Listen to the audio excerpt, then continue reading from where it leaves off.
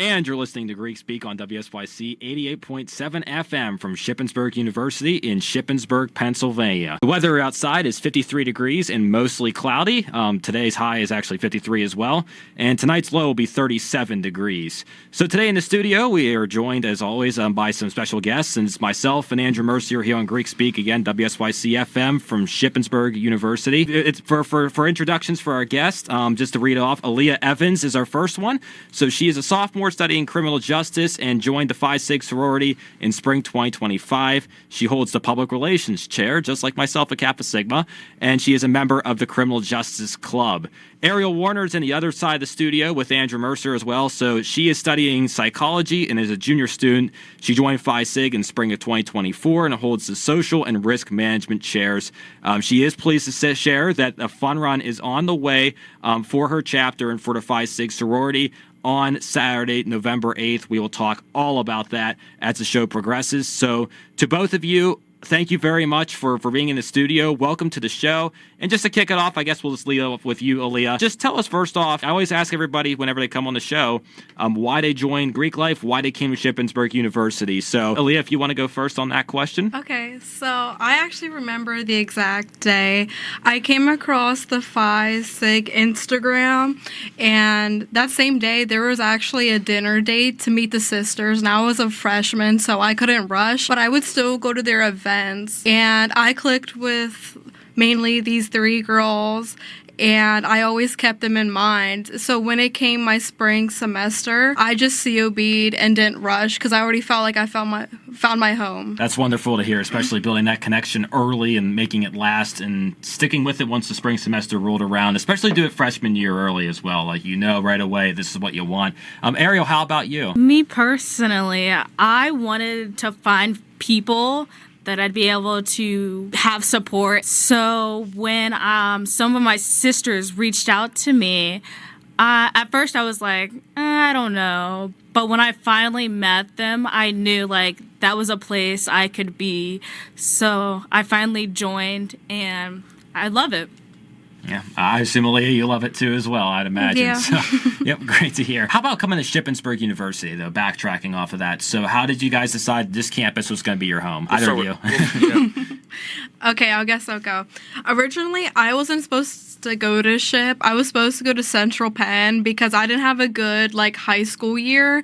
So I didn't even make the GPA requirement at first. So I had to go through ASP, take a few courses in the summer, and I've been here ever since. I kind of do like it at SHIP, so. Yeah, it's good you made a home out of it. How about you, Aaliyah? Or, sorry, Ayrial on the other side of the studio. Well, I actually have a point yes. that I want to ask before we get to Ayrial and her story with Shippensburg. So you mentioned the ASP program. What exactly is that, and what does that detail? So basically, you take 2 courses in the summer. I personally took psychology and AES. I forgot what it stands for, but it's kind of like University 101. And you just got to get 80% above in those courses. And DJ was actually my peer anchor, so he introduced me to Greek life. DJ does a lot for us, and I know he does a lot in the summer as well. So it's good to hear. Yeah. Yeah, that was definitely something that him and I talked about when I said that Aaliyah and Ayrial were coming on the show. He mentioned that Aaliyah was one of his students as he was the peer anchor. But let's shift the gears back over to Ayrial. What was ultimately the deciding factor that brought you here to Shippensburg University? Well, SHIP was actually not in one of my tops for coming to college, but when I was in high school, I did track, and I came here for camp, and I fell in love with the campus. I thought it was so beautiful, so I decided to check it out, and the people I toured with just made it amazing to the point where I was like, it's my number 1 school, and I wanted to go here. Oh, okay. So you did track and field in high school. Did you ever make it to the state level? Because obviously you host the state championships, but they also do districts here, so. Well, I'm from West Virginia. Oh, wow. So, yeah, I've never ran on this track till camp. That's wonderful. What part of West Virginia? Charlestown. Charlestown. Okay, great. Yeah. So, well, that's very interesting to hear then. So, how did you even? So is that how you heard Shippensburg? Then was through track and field. That's how you first found out, and then it just went from there, huh? Yeah. Yeah, outstanding. That's really cool. And how did that ultimately weigh against the 4 universities you said that wasn't in your top 4 list? Like, how did that compare? I wanted to be close to home, but not too close, where I went home every day. And Ship is that perfect distance. So that is what took the whole factors of coming here. Yeah, and that's a common answer, and it makes sense as well because the amount of times that people said that frequently on the show, number one, but number two, that is a selling point about this university in its entirety, is we are not far away from several of the major cities in this country. You're within a 3-hour driving distance, maybe 4 of New York City, Philadelphia, Pittsburgh, D.C., Baltimore, Richmond's close, Buffalo's close enough, Boston's close enough, Cleveland, Cincinnati, Columbus. The list goes on and on with that. That distance component means a lot, but also it's far, but not far enough from everything. And going off of that, though, so you both kind of gave, in my opinion, a little bit different perspectives about joining Phi Sig. And Aaliyah, I kind of want to bounce it back to you then. So you find your friends right away, and how did that shape your perception of Phi Sig? Because obviously it wasn't just the 3 people you became friends with. It's so much more than just that tight-knit group. And your sorority is much bigger. When I went through my COB process, that's kind of when I met everybody else. Yeah, and we all kind of just got along. Yeah. And Ayrial, can you restate kind of how your process went with that? And I guess the same question is how did your perception of what Phi Sig really is change throughout the recruitment process for you? Basically, my process was just sisters reaching out to me and them trying to convince me it's good. And finally, when I was why not try, I COB'd, and the same day I COB'd them, they were you should come to sisterhood dinner. I didn't know what that was, so I was why not? And as soon as I showed up, everyone was so welcoming, and just everybody, it felt like home, I was meant to be there. So I stayed. Well, I mean, and Phi Sig, you guys have a great reputation on campus, number one. So that answer doesn't surprise me in the slightest. Yeah, so hearing that again, that's par for the course from what I hear from your organization. Moving forward into this year, because this is something that I know we're kind of jumping way, a little bit later in. So right now it's fall 2025. We talked about risk management, talked about the social chairs. Aaliyah, you mentioned it earlier, PR chair. I was very excited when you said that before the show started.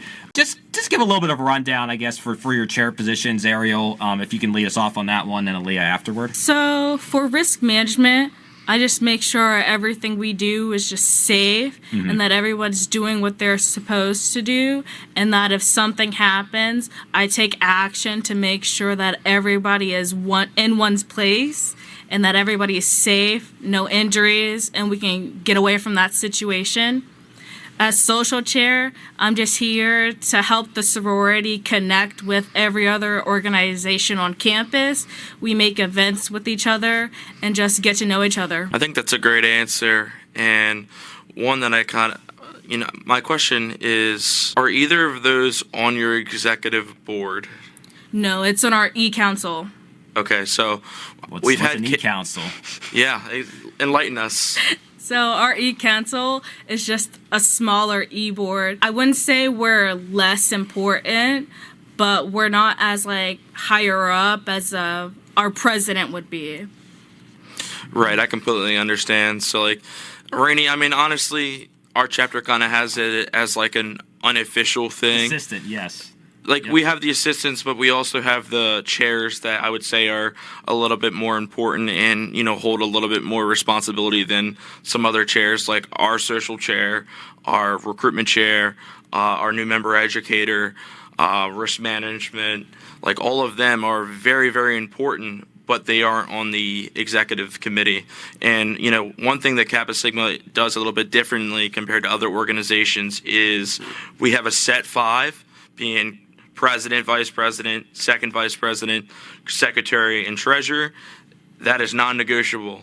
You cannot change it up. Now, I know there's a lot of organizations, and I've learned that a lot of the time it's sororities that their executive board changes depending on the size of their chapter. So if it's a larger chapter, then they're going to add an executive position. Now, I don't know if it's them moving someone from e-council up or they're just adding a whole new position. Would you know the answer to that, or?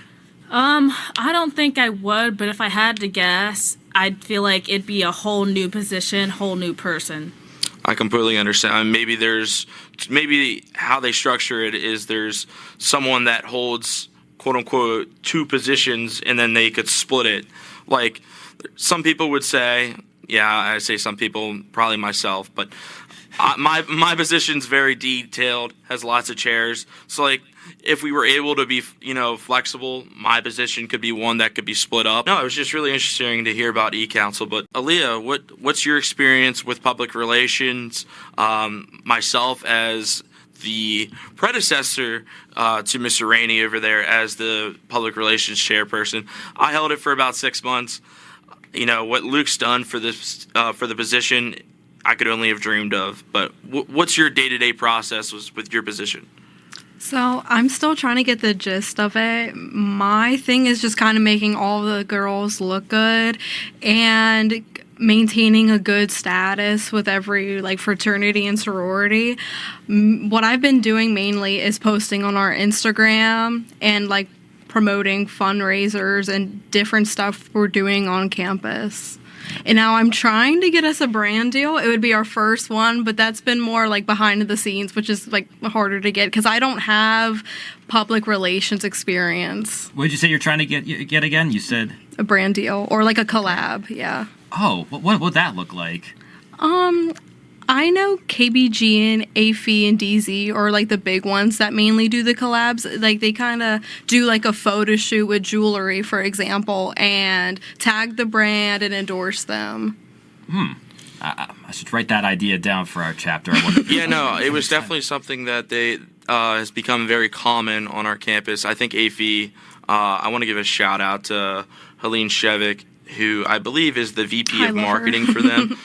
She was running their social media for a long period of time, and she was one of the people that really, put that in the forefront and really got the ball moving in a sense. I don't remember which one it was. It might have been Katie Finas that did a Poppy collaboration, but that's something that's very common, and it's only seeming like it's happening more and more as the days pass.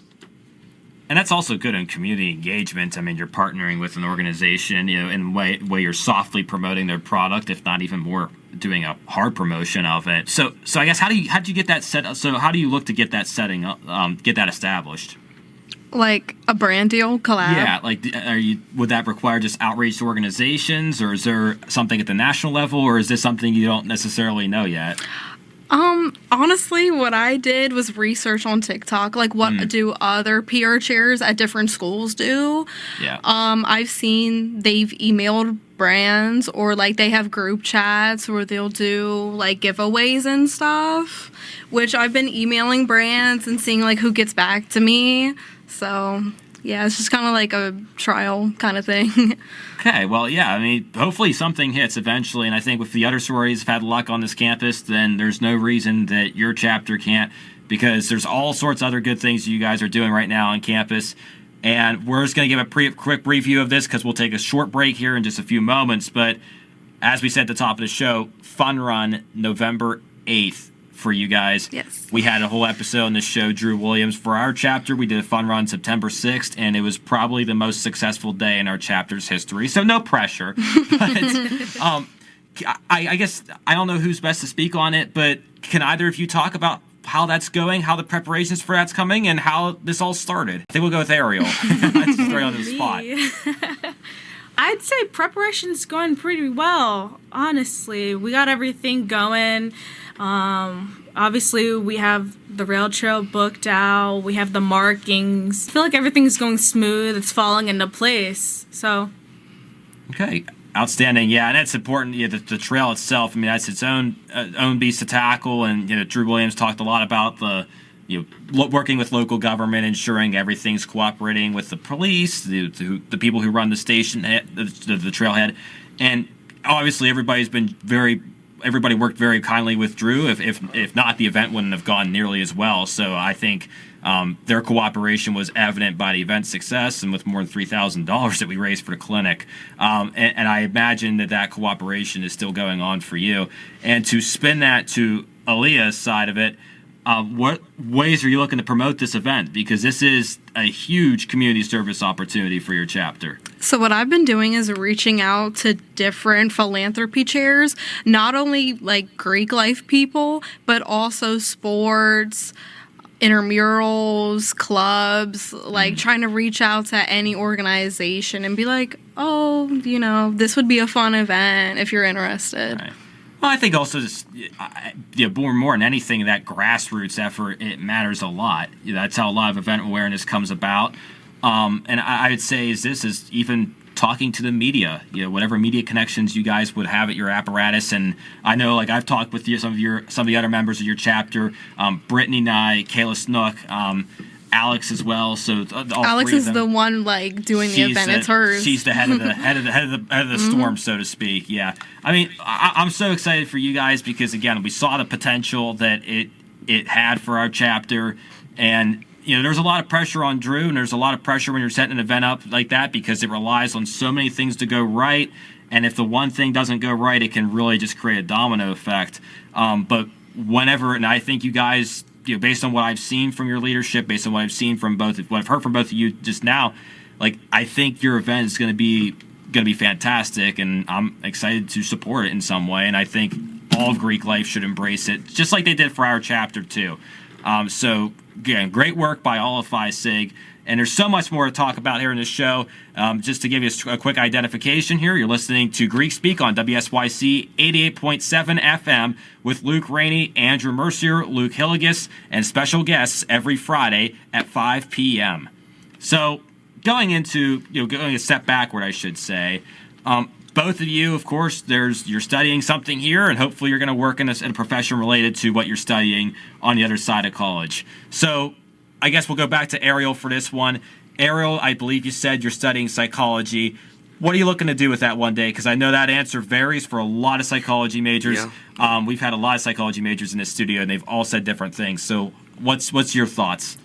I actually want to be a child psychologist. So I want to be a therapist for the children, just help them with their mental issues or just any issues in general, just to be there for the children.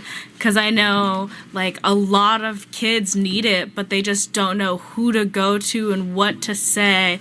So I want to be that person they can go to and just talk about anything to. That's outstanding here. And Aaliyah, how about you? I want to be a police officer after college. Oh boy, okay, on the service. Okay. What inspired both of your answers? Like, what's inspired that sort of career dream? What inspired me, like, as a young child, I always was just like, I don't know who to go to about my problems. And it's like, as a child, you don't want to go to your parents and be like, this is happening, because then they, like, freak out about it. But if you go to somebody else, it's like, okay, you said this. Now if I go to my parents, maybe they'll say the same thing. So that drove me. It was like, I want to do that so the kids know, like, if I'm saying it's okay, your parents might also say, like, it's okay. We're here for you. So basically giving that second ear to them and giving one that would have the certification to understand how the mind of a child would work. Yes. Yeah, okay. And a police officer position, Aaliyah, how does that come about? So, when I was younger, I did go through a lot. And when I was 10, I figured, like, I would always want to give back to the people that helped me, whether it be teachers, counselors, or even friends, strangers. And being on the line of service would, like, fulfill that goal for me. Wow. And to hear that both of those passions got inspired young was great to hear. Yeah, I mean, I think that's very interesting because I think those are very detailed responses to that question because, and obviously Rainey just pointed out the fact that this is something that you've been passionate in since you were a young child. it's always like when you're a young child and, let's say you're in like kindergarten, first grade, and it's like you write on a piece of paper, oh, what do you want to do? Oh, I want to be an astronaut. Oh, I want to be a doctor. Or, I want to play professional sports. I just think it's very interesting that, your guys' minds thought about these detailed jobs at such a young age, especially with Ayrial's. But, I mean, Aaliyah's is very detailed as well. And that's one thing that I'm very, very supportive of. We have two brothers in our organization that I believe that they just got accepted to the academy, in Mike Castle and Brett Organtini. So, like, I know the process just kind of from them. Like, it's a lot. But, I think out of anyone, I think you would be a great fit for that position. So I wish you nothing but success. Thank you. Andrew, what was your dream job when you were about 7 years old? It's funny because it's kind of continued.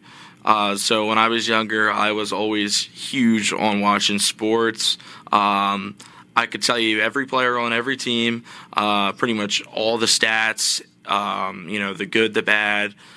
So I always wanted to be a on the air broadcaster, and ultimately that stuck through. And I went to college for communication and journalism with the intention of going into broadcast.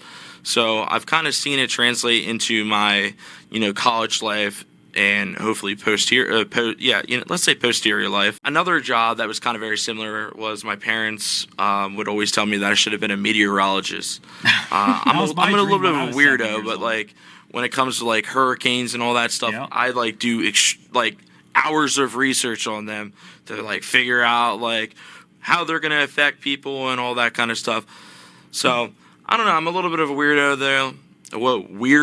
there. That's English now. But yeah, wanted to be NFL broadcaster, to be specific. What about you, Luke? Well, that's what I said. I mean, I wanted to be a weatherman. I was about that age too. It was October of 2012. I'll never forget it. I actually dressed up as a weatherman for Halloween, and coincidentally, that during that Halloween season, late October that year, Superstorm Sandy hit the East Coast. And that actually hit Pennsylvania pretty bad, closed school for a couple days, and obviously did some terrible destruction elsewhere. That was a really bad storm, but I remember vividly, being 8 years old, being in the costume and doing a sort of a weather report outside my house as the rain was just coming down as hard as one could imagine. That was, and I guess the relation, though, is the weatherman's the guy on the camera. The weatherman's explaining complicated things in simple ways, and I guess for both of us, I have different ambitions now these days, and I think I've hit on those before on the show. And Andrew, you said yours about going into sports is explaining complicated stuff in a simple manner for audiences about a subject that you very much enjoy. So a little blast from the past, a throwback with that question. But going back towards the Greek life, I guess for both of you, how do you see your careers relating to what you do as sisters at Phi Sig? And that's probably a tougher question for you guys to answer than it is for other people who have been on this show. But if either of you have a thought on that, give it a shot. I think since we're working with and getting along with a big group of girls, now granted, I think the smallest sorority right now, I could be wrong, but 21 girls is still a lot to all get along. And since we both have to work with people, especially with Ayrial with children, I think that translates to our careers after college because we still have to get along with a lot of people. Yeah. Ayrial, how about you? I feel like not even that we have to get along with a lot of people, but with me, it's more about our philanthropy. We're school and college readiness, so we help the children.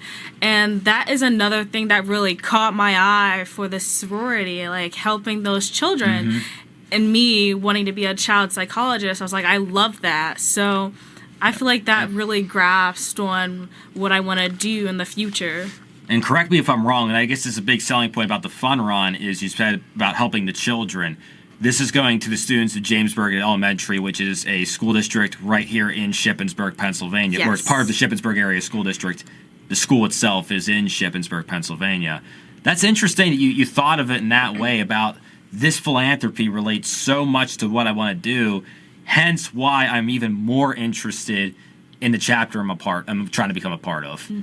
That's wow. That type of inspiration is special because, you know, Andrew and I talk about that. There's nothing that, not to say this is a bad answer about it, but so much of what we hear in the school on this show is, you know, we join for the sake of the friendship, but sometimes it doesn't go beyond that.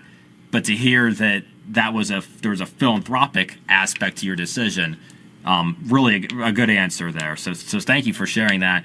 And for all the proceeds to go to James Byrd Elementary, I mean, can you speak about working with the school at all? I know that this isn't necessarily your effort on the fun run, but have you guys worked with James Byrd before? Do you know of? And you know, how's this going? And from their standpoint, Actually, yes, we have. When I first joined, we actually did this big bingo, and all the money we raised went to James Byrd to get the kids haircuts and hygiene products and just anything that they needed. That's where it all went to. Yeah, and that's good that you're not just the support beyond just, you know, basic school stuff. It's everything from the hygiene, like you said, because there's so much need within the community. You know, people don't have to look far for that, and we've talked about that before on past shows and episodes.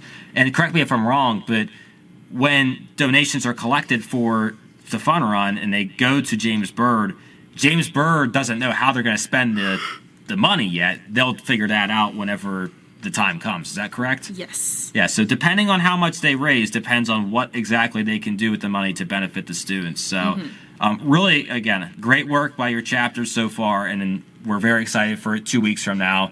And I think coming on the show at this time is very important too, because it gets the word out there in this outlet. Yes.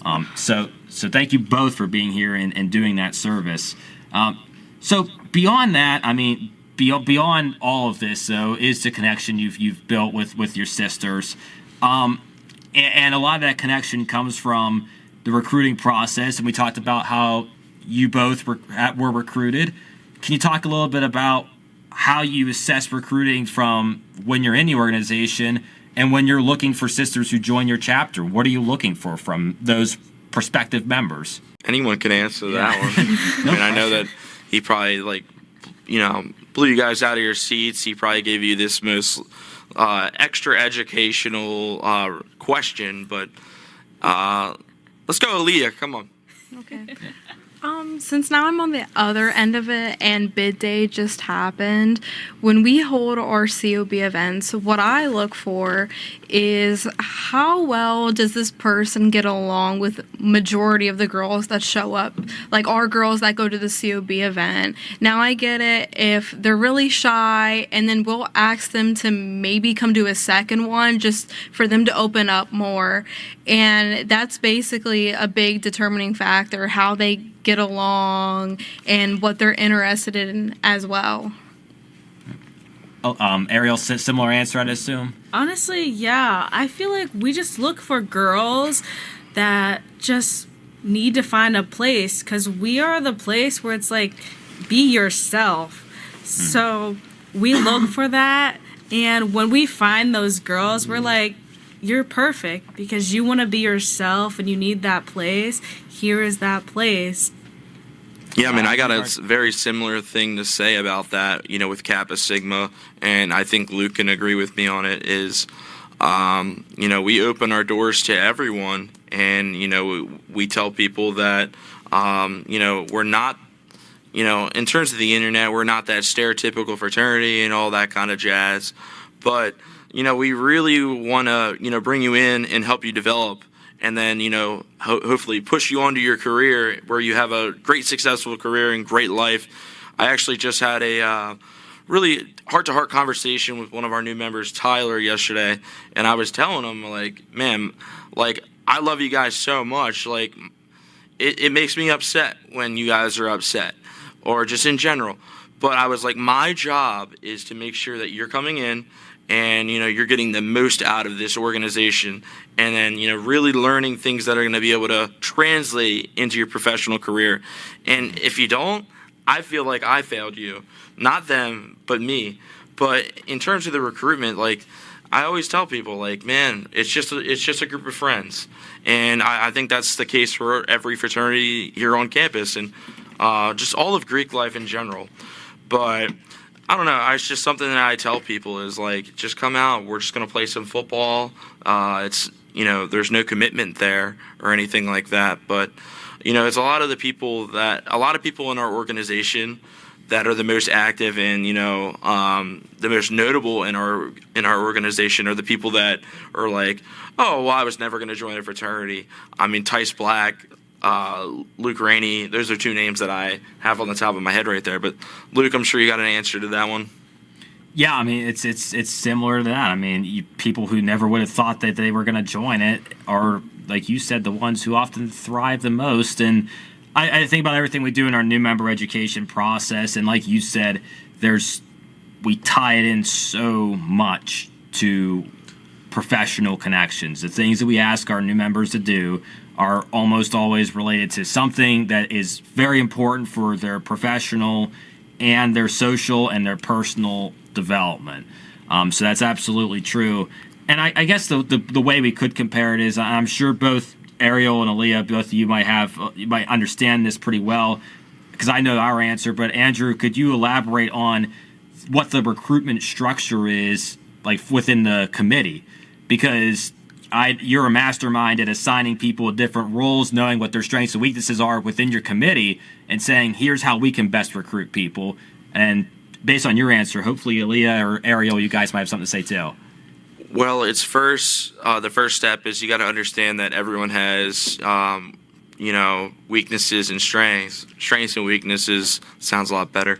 So you want to make sure that you're doing everything to set people up for success. So, like, let's say, there's a member of your committee that is really good at creating flyers and, maintaining Instagrams.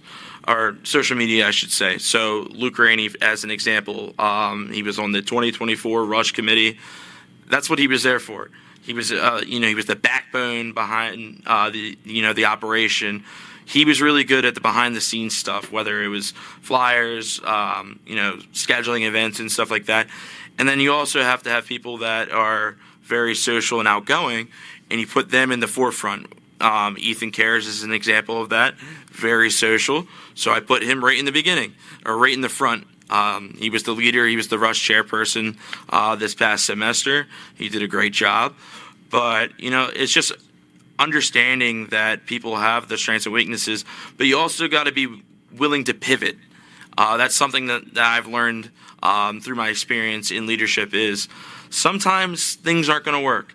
I would just say it. I was in the position last year, so I've had 3 Rush committees. They've never remained the same. And that's not any disrespect or disregard towards any of the people on the committee. It's called, you always got to, cycle people in. I always typically like to have a NIB, otherwise known as a newly initiated brother. I'd like to have at least one on my Rush committee every semester because that's the person who just most recently went through the process. I usually don't have them as the chairperson. I usually have them learning because my ultimate goal is, maybe I have them in the fall and then they're going to be promoted to chairperson in the spring because that's how I view it. And it's also important, the last thing I'll add is I think of the people that are going to be wanting to be committed. I talk to these people about leadership each and every day. Do they have any aspirations to run for higher leadership, whether, on the executive committee. And if they do, I'm really, really, really going to invest my time into them and make sure that I give them the knowledge so that ultimately when they get to that time to run, I did everything I could. But I'll pass it on to you guys. I don't know if we'll have a similar answer. Definitely won't be as long. I like to talk. I'm sorry. No, FISIG is definitely the same. We have these little committees for everything that we do, and in the committee there's always somebody that is very artsy to make the flowers for that committee. There's somebody that's always very talkative, that's out there to talk to the people, but there's also those people that sit in the back, and when they need to speak, they do, and it helps. Yeah, I mean, I think that's very important, and that's one thing that I do in terms of recruitment for, let's say I'm recruiting P&Ms. That's something I envision. And that's something that I've really, really started doing my second term is I'm a very future-minded person. So I'm looking at these people going, okay, if they were to get in, where are they going to go? What are they going to do? Is this person going to be the next rush chair? Or is this going to be the next risk management? That's something that I just process in my head. And that's before they're even getting bids or becoming a new member.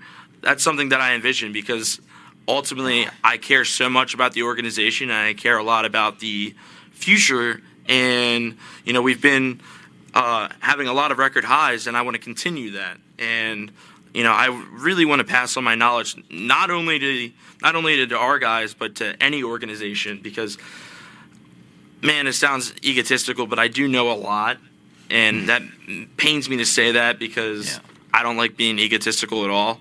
But I do have a lot of knowledge, and I really want to pass it on before I'm graduated. Well, that's it. Case in point is me, because I remember you saying before I was even in Rush Week and Recruitment Week, like, well, if you become a brother, you could run the Instagram one day. You knew it before I was even considering for sure whether or not I was going to actually pursue this. So that's true. That's like what you're saying is exactly true. And like I said, I'm a product of that vision, and it's a good one. And even then, like, once the new members, I should say, become more familiar with what the structure of the organization is, they learn kind of the nitty-gritty behind how the fraternity starts to operate, that's something I'll ask the question to the new members. Well, if you get in, what do you want to do? What are your thoughts about what so-and-so is doing? What are your thoughts about what I do with the Instagram? I'm sure Ayrial and Aaliyah, you guys would probably do the same things as your new members are going through their experience. Sorry. We do that. When I was COBing, one of the questions was, if you get in, what would you want to do? And I was thinking to myself, like, do I want to hold a position? And when I found out about social chair, that is the first thing I knew I wanted to do. And I told them, I said, I'm very social, I'm very out there, so I would love to do that. And now I'm here. Yeah, and I think social is an absolutely good position for you as a sister, because there's so much connection that you have to build with other organizations as you're planning social things. Like that's really, really important for you. How about you, Aaliyah? I mean, what's your thought on that perspective? Yeah, definitely. When new girls are coming through, or even just at a COB event, I look at them and just positively judge them. And I'm like, I wonder what they could do for a chapter. I wonder what position they would hold. Or even I would say, like, oh, she'd be really good at maybe vice president one day. As once I get to know these girls, I'm like, wow, this one's really a leader, or this one's very creative. The executive, the search for your future executive starts early. It really does. And obviously our chapter, and we play with numbers, and we know that, we talk about that in the show, and we're very lucky that there's a high demand to fill the positions that we are looking to fill. But one thing that's unique, I guess, about fraternities versus sororities, at least what our chapter does, is every single brother is basically required to hold some sort of chair position, no matter what. And it does sound like that. I know we've had people on the show before where they don't hold positions in sororities. How does that work, I guess, within sororities where you're assigning chairs, but there's less chairs than there are people, or what's the perspective on that? I know for Phi Sig, not all of us hold chairs, but I'm pretty sure that all of us are in some type of committee. Like a form goes out, we just say, oh, maybe I want to be in the homecoming committee, and that would be the smallest position chair committee that they could be in. Okay, and they're busy right now, I'd assume. And I guess that's another segue, was we're going near the end of the show. But Ayrial, do you have an answer to that as well, real quick? I feel like if the girls don't want to hold positions, or we have more positions than girls, then at that point we just combine the positions that make the most sense to combine. Okay, yeah, that's, and we have brothers with multiple chairs, brothers with just one on, like they're a co-chair or one underneath a chair. Yeah, but one, yes, the segue now, like I just said though, is tomorrow morning at 10 a.m. the show goes down on King Street for the parade with homecoming and all the festivities with the tailgate yard. Let's talk about homecoming a little bit. So, who's Phi Sig with? First off. Our alumni, actually. All right, awesome. That's a different answer, but I like that answer. Yeah. Your alumni are the people that built the foundation of the organization. So it's a great day to hang out with them and also possibly network. Yeah. I'm saying after my class got in, we didn't have so much of a connection with our alumni. So when they reached out to us this semester and asked about homecoming, and we got everything together and decided that we could just get together and do homecoming together and finally build that connection back with our alumni. And are either of you on the homecoming committee? I am homecoming chair. Oh my goodness. Okay, so there's a lot to talk about with that. So how has that planning process been, Ayrial? Because there's a lot of university work to do, and there's a lot of planning to do as far as how you can make the day the best ever for your sisters. Yes, there's a lot that goes into planning homecoming, but at the end of the day, we have such a good committee that I'm working with that we got everything done in the time just so we know that we're going to have a fun time tomorrow. We have some yard games to play tomorrow, and I'm super excited to get everybody together, build our sisterhood, and connect with our alumni. Yeah, and that's really cool to hear. And again, that's what homecoming's all about in the first place. It is about the alumni coming home. So to be able to spend the time with them specifically, that's an exciting thing for you. And for our chapter, of course, Andrew, I mean, as we're having an exciting time tomorrow too. We're partnering with the AOPI sorority, going to spend the day with them, number one. And then number two, we do have homecoming royalty within our circles. So Brother Theo Capomanes, he has basically completed his homecoming campaign, and the results will hopefully speak for themselves tomorrow. Even if he doesn't get the vote, get the win, he still did a phenomenal job representing our chapter for the past couple of weeks and doing everything to contribute to the philanthropy with Big Red's Cupboard and so much more. Theo really did an outstanding job for us, and we're very proud of him. And regardless of how tomorrow goes, he really showed to the campus community, who everybody knows, like what he really is, and everybody's always known who he is, that just super outgoing person who's willing to show face and represent something bigger than himself. So we're very excited for tomorrow. As far as my perspective on it, being in the student media leadership that I am, we're having a tailgate. We're hosting people. We have our own homecoming royalty in our ranks. So tomorrow is going to be probably, saying this optimistically, one of the best days in my whole college time. I'm hoping it's going to go really well. Hopefully it'll go a lot better than last year's homecoming. And Andrew, I don't know if Ayrial and Aaliyah, you might not know the story about the dunk tank last year. Andrew tells it better than I do, so I'll let you explain this. Yeah, this is one of my favorite all-time stories to tell. So, Kappa Sigma fraternity, we have a dunk tank every year during the homecoming tailgate, it's always a huge deal.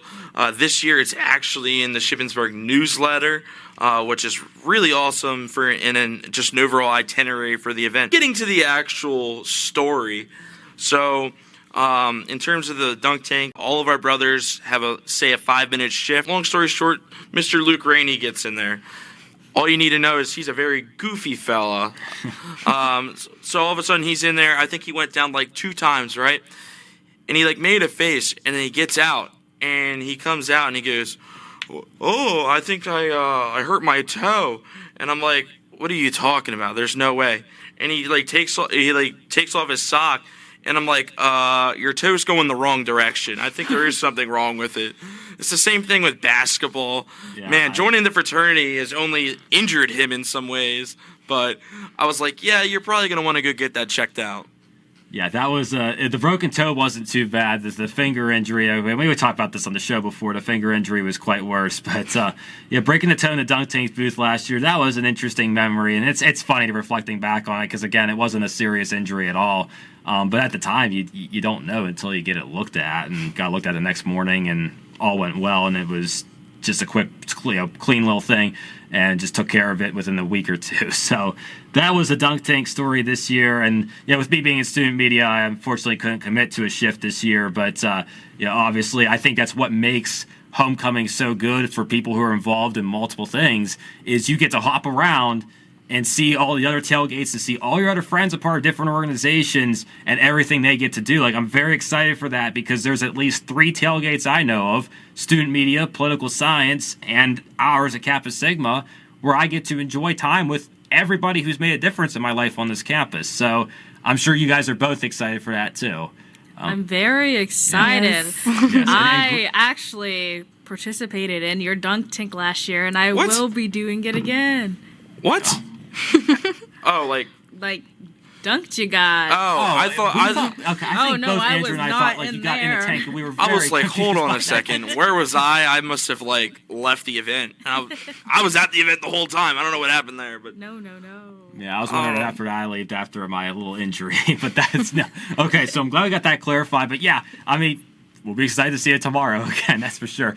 But again, folks, just for pause for station identification, you're listening to Greek Speak on WSYC 88.7 FM with Luke Rainey, Andrew Mercier, Luke Hillegass, and special guests every Friday at 5 p.m. from Shippensburg, Pennsylvania. So we're now on the last leg of our show, and I always warn the guests before they come in that this is happening, but I forgot to do that with both of you, so this is a surprise. So get ready. It's now your turn to ask Andrew and I some questions. So what questions do either of you have for us? Okay, I'll start. So you guys are both seniors, right? Yes. So does the show get passed down in Kappa? Like, how is this going? Okay, well, we're not here forever, and that's something that has been Oh, you're not gonna come unfortunate to back? consider. Well, we would be guests on the alumni program. I mean, if they want to have alumni back, I'm sure Andrew, right, we would do it. oh yeah, I would do He doesn't I'd look do too a sure special about that. homecoming special. Who knows? Maybe Yeah. I'm just gonna come back for a whole nother undergrad. I'm just gonna be in Kappa Sigma forever. We might have to if we don't find our replacements. But that's, I guess, an open invitation to the Greek community. If any of our brothers and sisters in this community here on this campus who are going to be around next year and perhaps even longer have any interest in taking this show and learning how to run a radio show and do the things we do to make this show run as smoothly as possible, we would certainly take those inquiries, and we'd love to pass it on and put it in the hands that we would trust. And we know there's people in Greek life who can do it. We just need the people to step up and speak, because we've been here for a year and a half, but eventually, as all things are, things come and go. Yeah, I mean, there's going to be a very in-depth, strict interview process in order for us to pass it down. So I look forward for that. I'm just kidding. The strictness probably depends on the size of the candidates, or at least the size of our pool. Any other questions, though, from Aaliyah and Ayrial? Actually, I have one good one. So you guys are the biggest frat on campus, obviously. What strives you guys to continue to stay so big and continue to build those connections with all of your brothers? Dominance. That's the word that Luke Hillegass always uses. Dominance. Like he said at the start of this year, is dominate in everything we do. Dominate in our recruitment. Dominate in our philanthropy. You dominate on social media. You dominate in IMs. And the thing is, this is sometimes perfection is hard to attain. And maybe we've fallen short in some areas throughout this year, and maybe we've fallen short in some areas in the past. What he strives for is people look to join what they think is the best, the biggest, and the baddest. That's at least how I saw it. I knew that the chapter was big. I knew there was a lot of potential to make a lot of friends. The chapter, I thought, ran things very smoothly from what I saw from an outside perspective. And I just had a confidence in the guys that were around me, if they weren't my friends yet, that they would give me the structure and the support that I needed to be successful as a student and ultimately be a brother that had connections that would last beyond graduation, which I have no reason to believe they wouldn't, because they've lasted throughout summers. This summer I was away the entire time, and I still felt very close to my brothers, and I missed them very much, but they were still very active in communicating with me. So again, it's dominance in everything we do. If we're the best in areas, people will flock to us based on those areas, and if we're not, they're unfortunately probably going to go somewhere else. I think that's a great response to the answer, or to the question. Response to the answer. That doesn't make any sense. I think it's just, taking each day at a time and, recognizing that you're not perfect, but you're going to try your darndest to be perfect. And, it goes back to the dominance and just being overall very well put together. I think it starts from the leadership, the executive board. Make sure that the 5 people are really, all on the same page and really displaying one clear vision, making sure everyone buys into that one vision, but also not being afraid to adapt and change, because there's a lot of things that do change. One thing that we were very big on was, or for a while, originally back in the day, we had a lot of athletes. Long time ago. I'm sure I'll see him tomorrow. But, being willing to go to different, environments, whether it was RAs or student ambassadors or members of MSA or anything like that, just willing to be proactive in a lot of ways and willing to accept different views, accept different things, because ultimately, I'll take a room of 5 people that have 5 ideas rather than one idea, because at the end of the day, no matter if there's arguing, those 5 people are going to come up with a much better idea. Much better idea than one person. So I'll pass it back over to the other side of the studio for the closing. Well, I think we do have a little bit more time to squeeze in just one more question. So if you make it a quick one, we'll give quick answers.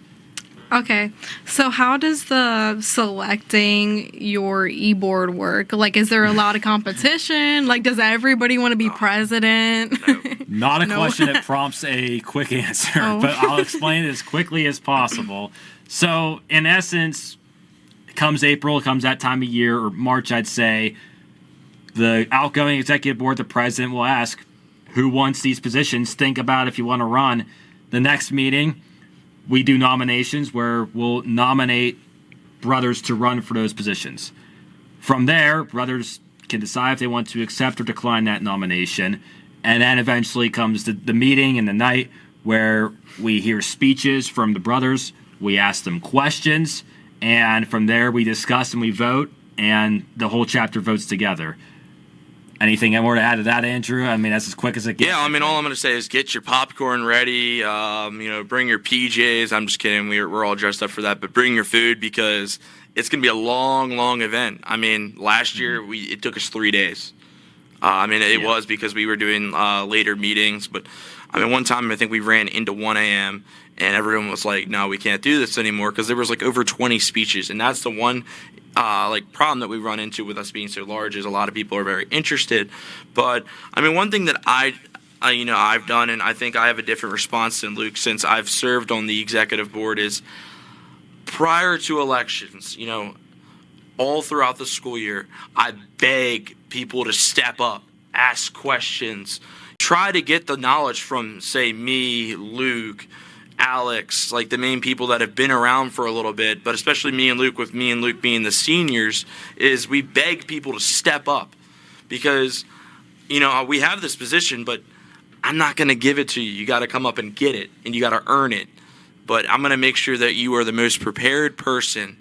And that's why I really like our transition process, because it lasts over a month. So we do elections, and then you are elect to your position, so the old person, the predecessor, is still there for the month until you were installed. So that's something that we did about 2024. It was my first, when I first got elected. That was the first time they did it, and it was so successful. And I think it's going to be a permanent staple in our chapter. Yeah, and that's unfortunately all the time we have on the show. We're a little bit past our window, actually, so we're going to wrap it up here on Grease Speak. To Ayrial and Aaliyah, we thank you both for a great episode and a great conversation. Thanks for your questions at the end as well. Next week, we'll be doing a different style episode if we're able to get it done. This hour will be Too Spooky at WSYC 88.7, a special event for the Halloween weekend and the Halloween day, actually. It falls on the 31st. But in studio, on air, we'll be back in 2 weeks. So thank you for listening to our episode. Thank you again to Ayrial and Aaliyah from the Phi Sig sorority here at Shippensburg University. And until 2 weeks from now, we'll see all of you later.